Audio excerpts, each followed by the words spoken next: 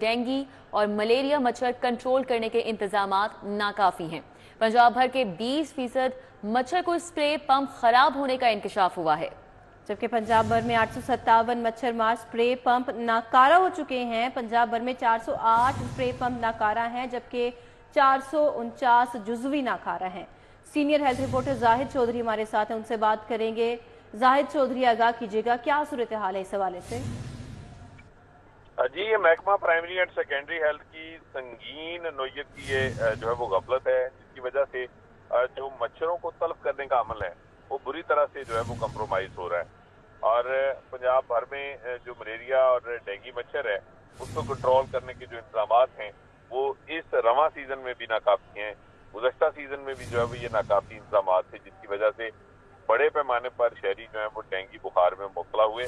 और अब भी पंजाब भर में 857 जो मच्छर मार स्प्रे पंप्स हैं वो नाकारा हैं। इसके अलावा जो फॉगिंग मशीन हैं 173 मशीनें जो हैं वो इस वक्त आउट ऑफ ऑर्डर हैं, जिसमें से सिर्फ लाहौर में 76 फॉगिंग मशीनें जो हैं वो खराब पड़ी हैं और जो फॉगिंग स्प्रे है वो भी शहर में जो है वो नहीं हो पा रहा।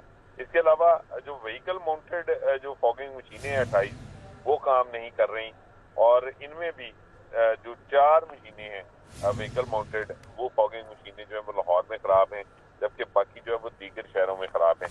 ये मजमूई तौर पर जो है वो 20% से जायद जो मच्छर मार जो स्प्रे में इस्तेमाल होने वाली जो मशीनरी है वो नाकारा हो चुकी है, खराब पड़ी है। लेकिन उसके बावजूद जो है अभी तक महकमा प्राइमरी एंड सेकेंडरी हेल्थ इस जानिब जो है वो उसकी जानिब से तवज्जो नहीं दी गई, बल्कि सब अच्छा की सिर्फ आला हुकाम को रिपोर्ट्स दी जाती हैं। और यही वजह है कि मच्छर तल्फ नहीं होता और जो डेंगू केसेस हैं वो हर सीजन में जो है वो ज्यादा तादाद में सामने आ रहे हैं और इससे अमवात भी रिपोर्ट हो रही है। इंतखाबात में उम्मीदवारों की जानिब से दोबारा गिनती का एतराज। अपोजिशन के एतराज पर स्पीकर पंजाब असम्बली मलिक मोहम्मद अहमद खान ने फैसला सुना दिया। स्पीकर पंजाब असम्बली ने वोटों की दोबारा गिनती के इलेक्शन कमीशन को इख्तियार को आईनी करार दिया है। अपोजिशन लीडर ने खान बहादुर डोगर के खिलाफ हलफ को गैर आईनी करार देने का मुतालबा किया था। स्पीकर पंजाब असम्बली मलिक मोहम्मद अहमद खान ने इस मामले पर तफसीली रूलिंग दी है। स्पीकर ने अपनी रूलिंग को अदालत में बतौर हवाला पेश करने की इजाज़त दे दी। स्पीकर की रूलिंग में कहा गया है कि इलेक्शन कमीशन किसी भी हल्के में दोबारा गिनती का इख्तियार रखता है।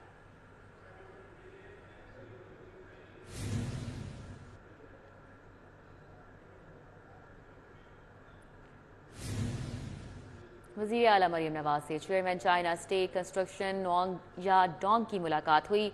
Vice chairman CSCEC Umar Farooq Dayal, Li Weiwen और दीगर हुकाम भी इस मौके पर मौजूद थे।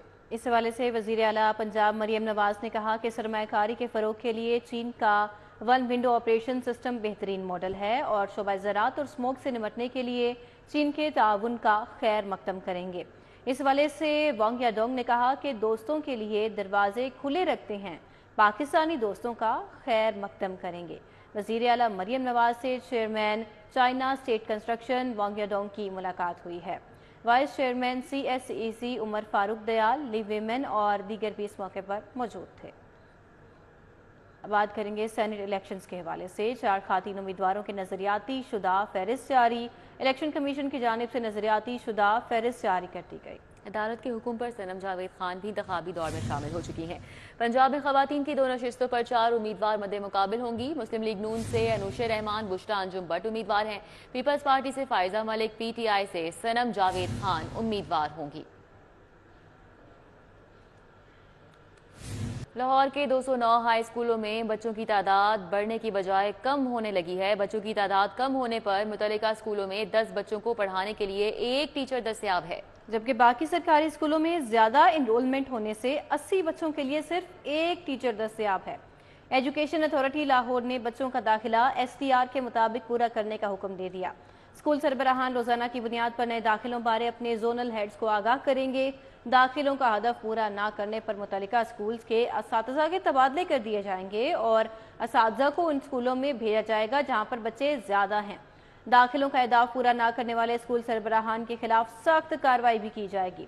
Government girls high school governor house में 403 बच्चियों की तादाद कम है, जबकि government pilot girls high school Wahid colony में 622 बच्चों की तादाद कम है। بھی آپ کو آگاہ کریں، لیسکو میں افسران کی مستقلی میں بے ضابطگیوں کی تحقیقات فائلوں کی نثر ہے۔ کمپنی میں بے ضابطگیوں کی وجہ سے 3 کروڑ کی اضافی ادائیگیوں کی نشاندہی کی گئی ہے۔ پرائیویٹ فرم سے کنسلٹیشن کو ہائر کر کے لیسکو کے مستقل آفیسرز کا تقرر کیا گیا، جبکہ ایف آئی اے نے 1 سال قبل ادائیگیوں اور تقرریوں کی انکوائری شروع کی۔ ایف آئی اے نے لیسکو چیف کو مراسلہ بھجوا کر ریکارڈ بھی طلب کر لیا ہے۔ شاہد ندیم سپرا سے اس حوالے سے مزید ڈیٹیلز جان لیتے ہیں۔ جی شاہد سپرا۔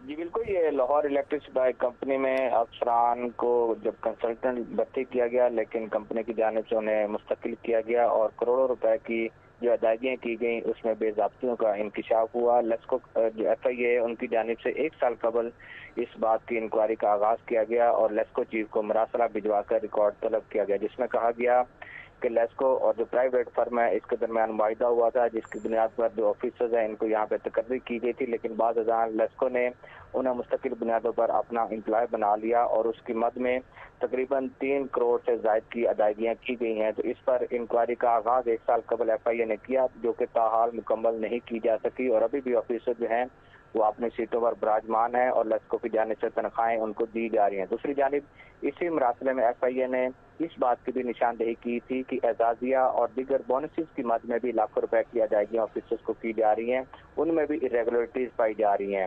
تاہم ایف آئی اے اور لیسکو کے درمیان یہ معاملہ 1 سال سے چل رہا ہے، لیکن کروڑوں روپے کی جو تنخواہوں کی مد میں ادائیگیاں کی ہیں یہ انکوائری فکس نہیں کی گئی اور یہ فائلوں کی نظر ہوتی جا رہی ہے۔ جی ٹھیک ہے، بہت شکریہ شاہد سپرا، ہمارے ساتھ تھے، آگاہ کر رہے تھے۔